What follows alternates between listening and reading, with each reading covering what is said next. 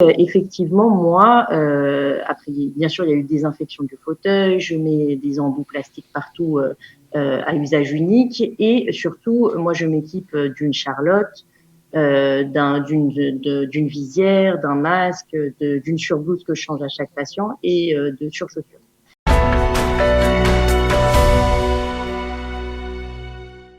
Une chirurgienne dentiste, si on peut dire ça comme ça. Elle s'appelle Alexandra Assous et elle est avec nous. Bonjour Alexandra. Bonjour, c'est Alexandra Arous. Arous, pardon, j'ai l'habitude d'écorcher les noms apparemment, voilà, ça continue.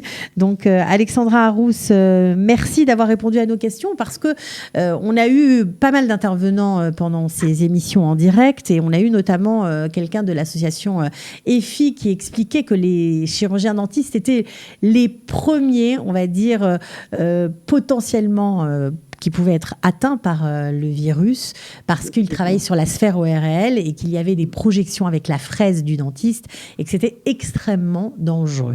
Alors, vous, je sais que vous n'avez pas travaillé pendant cette période, vous avez de nouveau rouvert votre cabinet. Oui, il y a 2 semaines, oui. Alors, comment ça se passe? Quelles mesures vous avez été contrainte de prendre? Eh bien, écoutez, j'ai dû espacer déjà, je prends qu'un patient par heure. Et de façon à ce qu'il n'y ait pas de contamination entre les patients qui ne se croisent pas. Et quand le patient arrive, je lui prends la température, je lui donne de la solution hydroalcoolique pour qu'il la mette sur ses mains, qu'il l'applique sur ses mains, et je lui pose certaines questions pour savoir s'il a été en rapport avec, s'il a eu le Covid, s'il a été en rapport avec quelqu'un qui a eu le Covid il y a peu de temps. Mais bon, en général, si le patient se présente au cabinet, c'est que tout est nickel. Et puis, effectivement, moi, après, bien sûr, il y a eu désinfection du fauteuil, je mets des embouts plastiques partout à usage unique et surtout, moi, je m'équipe d'une charlotte, d'une visière, d'un masque, d'une surblouse que je change à chaque patient et de surchaussures. Voilà, à partir de ce moment-là, une fois que tout est mis en place, on peut commencer à soigner. Alors, on dit aussi que les projections dues à cette fameuse fraise ou aux soins que vous faites parfois sur les patients arrivent aussi sur les murs. Est-ce que vous êtes aussi obligé de désinfecter les murs? Je désinfecte pas les murs. D'accord. Enfin, non. A priori, sur les murs, moi, j'ai pas entendu ça. On n'a pas entendu ça. Donc, c'est surtout l'accueil du patient avec peut-être un endroit pour se laver les mains, pour se laver la bouche. Ça se passe comment?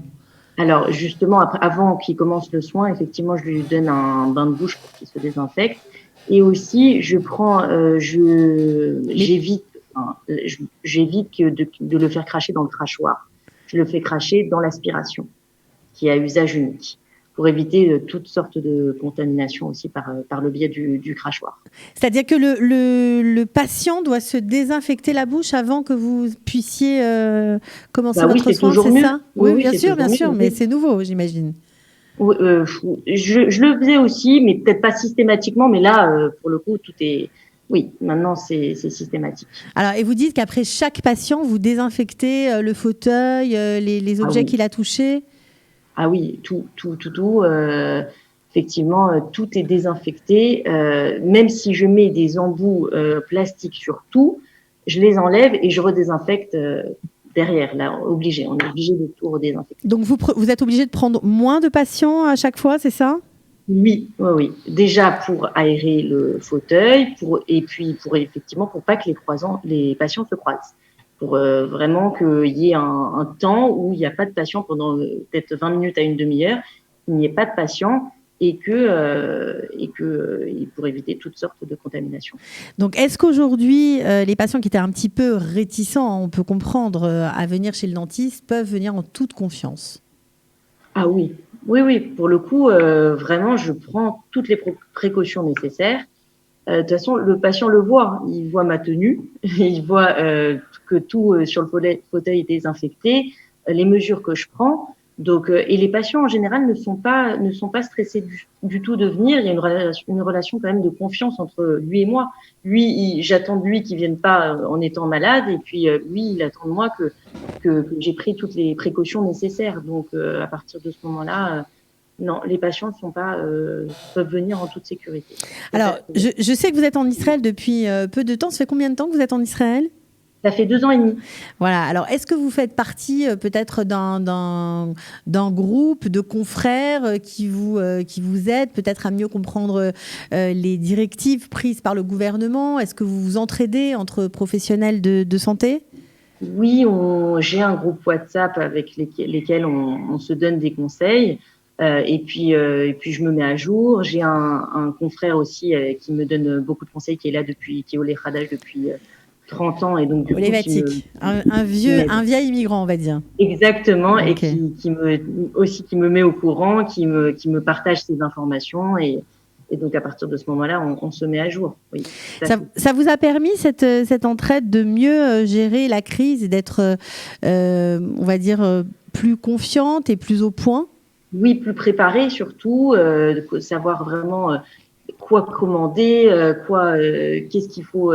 Quel matériau il fallait, quel équipement il fallait, comment vraiment prendre toutes les précautions, quelles précautions prendre. Oui, bien sûr que ça m'a aidé. Ça vous a aidé, j'imagine. Bon, alors certains cabinets ont servi de cabinet d'urgence. Vous, je ne crois pas que ça a été le cas. Vous étiez vraiment complètement fermé. Oui, pour le coup, j'étais confinée. J'ai pas eu d'urgence. J'ai eu des petites urgences, voilà, que j'ai gérées aussi par téléphone avec mes patients. Et puis, dès que il y a 2 semaines, j'ai réouvert, je leur ai envoyé tout de suite un message pour qu'on continue les soins. Il y a des soins qui se sont arrêtés. Donc, du coup, on a repris tout ça. D'accord. Alors, juste au niveau de votre équipement et au niveau du temps que ça prend de nettoyer entre les patients, est-ce que vos journées sont plus longues ? Est-ce que vous prenez moins de patients par jour pour être plus efficiente ? Oui. C'est-à-dire ? Les journées sont plus longues. Et je prends, comme vous dites, moins de patients par jour, c'est sûr.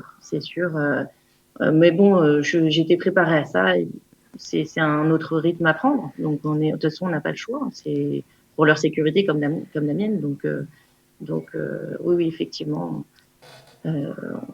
on espace plus, on est obligé. D'accord. Bon, alors, on imagine évidemment que vous allez continuer, bien sûr, de travailler. Vous travaillez à Tel Aviv, vous travaillez et à Ramat Aviv et à Neve Tzedek.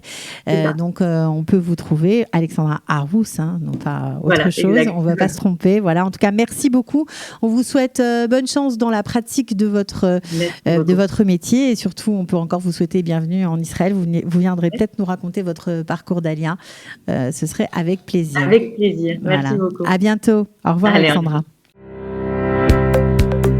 Pour tout savoir sur le coronavirus en Israël, les recommandations officielles mises à jour, les aides aux Olim et tous les services proposés par le gouvernement, les municipalités, Kalita et les associations francophones d'Israël, dans cette période de crise inédite, connectez-vous sur www.info-covid19-kalita.com.